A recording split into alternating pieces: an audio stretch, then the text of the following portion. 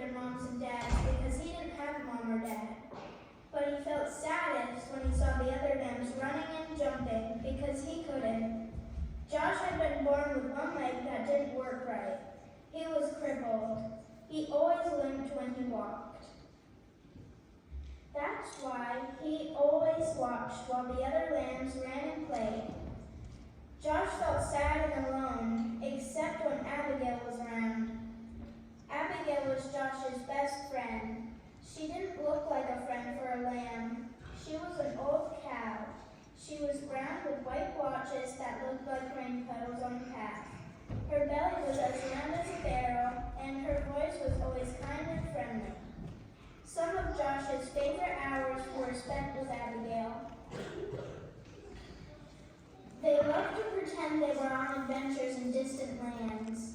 Josh liked to listen to Abigail tell stories about the stars.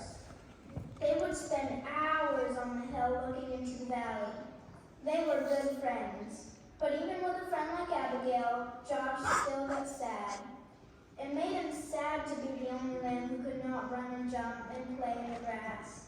That's when Abigail would turn to him and say, "Don't be sad, little Joshua. God has a special place for those who feel left out." Joshua wanted to believe her, but it was hard. Some days he just felt alone. He really felt alone the day the shepherds decided to take the lambs to the next valley, where there was more grass. The sheep had been in this valley so long the ground was nearly bare. All the sheep were excited when the shepherds told them they were going to a new meadow. As they prepared to leave, Josh hobbled over and took his place on the edge of the group. But the others started laughing at him. "You're too slow to go all the way to the next valley. Go back, slowpoke. We'll never get there if we have to wait on you. Go back, Joshua." That's when Josh looked up and saw the other shepherds standing in front of him. "They are right, my little Joshua. You better go and spend the night in the stable." Josh looked at the man for a long time. Then he turned slowly and began limping away. When Josh got to the top of the hill, he looked down and saw all the other sheep headed toward the green grass. Never before had he felt so left out. A big tear slipped down his nose and fell on a rock. Just then, he heard Abigail behind him, and Abigail said what she always said when Josh felt sad. "Don't be sad, little Joshua. God has a special place for those who feel left out." Slowly, the two friends turned and walked to the stable together. By the time they got to the little barn, the sun was setting like a big orange ball.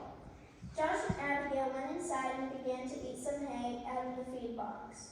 They were very hungry and the hay tasted good. For a little while, Joshua forgot he had been left behind. "Go to sleep, little friend," Abigail said after they finished eating. "You've had a hard day." Josh was tired, so he lay down on the corner on some straw and closed his eyes. He felt Abigail lie down beside him, and he was glad to have a friend as good as Abigail. Soon, Joshua was asleep. At first, he slept soundly, curled up against Abigail's back. In his sleep, he dreamed. He dreamed of running and jumping just like the other sheep. He dreamed of long walks through the valley. He dreamed of being in a place where he never felt left out. Suddenly, strange noises woke him up. "Abigail," he whispered. "Wake up, I'm scared." Abigail lifted her big head and looked around. The stable was dark except for a small lamp hanging on the wall. "Somebody's in here," Josh whispered. They looked across the dimly lighted stable, and there was a baby. A young woman was resting on a big pile of hay beside the feed box. Joshua looked at Abigail, thinking his friend could tell him what was going on, but Abigail was just as surprised as Joshua. Joshua looked again at the woman and the child, then looked across the stable. He stopped next to the mother and looked into the baby's face. The baby was crying. He was cold. The woman picked up the baby and put him on the hay next to her. Josh looked around the stable for something to keep the baby warm. Usually there are blankets, but not tonight. The shepherds had taken them on their trip across the valley. Then Josh remembered his own soft, warm wool. Timidly, he walked over and curled up close to the baby. "Thank you, little lamb," the baby's mother said softly.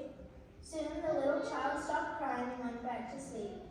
About that time, a man entered the stable carrying some rags. "I'm sorry, Mary," he explained. "This is all the cover I could find." "It's okay," she answered. "This little lamb has kept the newborn king warm." "A king?" asked Joshua, and wondered who he might be. "His name is Jesus." Mary spoke as if she knew Josh's question. "God's son. He came from heaven to teach us about God." Just then, there was another noise at the door. It was the shepherds, the ones who had left Joshua behind. Their eyes were big and they were excited. "We saw the bright light and heard the angels," they began. Then they saw Joshua next to the baby. "Joshua, do you know who this baby is?" He does now. It was the young mother who was speaking. She looked at Joshua and smiled. "God has heard your prayers, little lamb. This baby is the answer." Joshua looked down at the baby. Somehow, he knew this was a special child and this was a special moment. He also understood why he had been born with a crippled leg. If he had been like the other sheep, he would have been in the valley. But since he was different, he was in the stable among the first to welcome Jesus into the world. Joshua turned and walked back to Abigail and took his place beside his friend. "You are right," he told her. "God does have a special place for me." Did you guys like the story? Yeah!